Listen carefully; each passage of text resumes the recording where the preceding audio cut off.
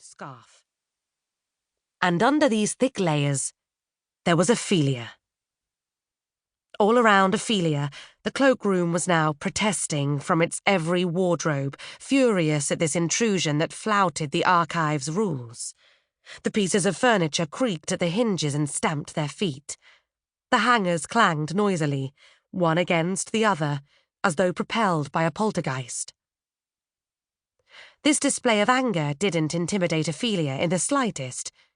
She was used to the archives being temperamental.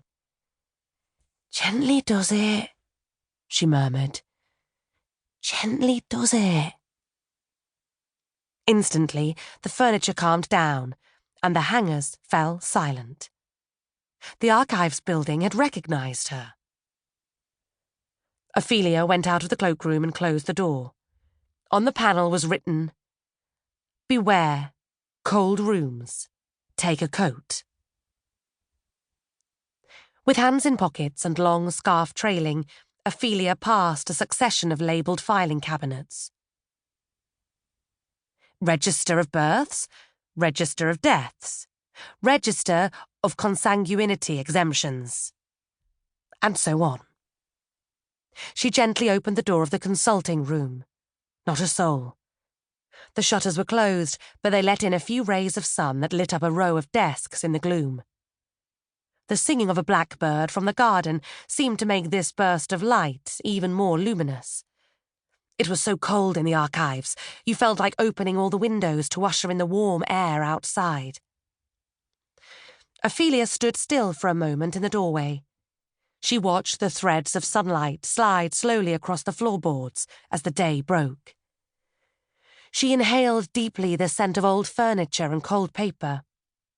That aroma in which Ophelia's childhood had been steeped. Soon she would smell it no longer. With slow steps, she made her way towards the archivist's quarters. All that shielded the private apartment was a curtain.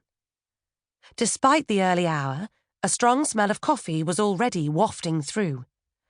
Ophelia coughed into her scarf to make her presence known, but an old operatic aria drowned it out. So she slipped around the curtain. She didn't have to search for the archivist, as the rooms served simultaneously as kitchen, living room, bedroom, and reading room. There he was, sitting on his bed, nose in a periodical. He was an old man with untamed white hair. He'd wedged a loop under his eyebrow, making that eye look enormous. He wore gloves and under his jacket, a badly ironed white shirt. Ophelia coughed again, but he didn't hear it due to the gramophone. Engrossed in his reading, he sang along to the little aria, somewhat out of tune, in fact. And then there was the humming of the coffee pot, the rumbling of the stove, and all the usual little noises of the archives building. Ophelia soaked up the particular atmosphere pervading these quarters, the off-key singing of the old man, the waxing light of day filtering through the curtains, the rustling of carefully turned pages, the smell of coffee and, underlying it, the naphtha whiff of a gas lamp. In one corner of the room, there was a draught board on which the pieces moved of their own accord, as though two invisible players were taking each other on.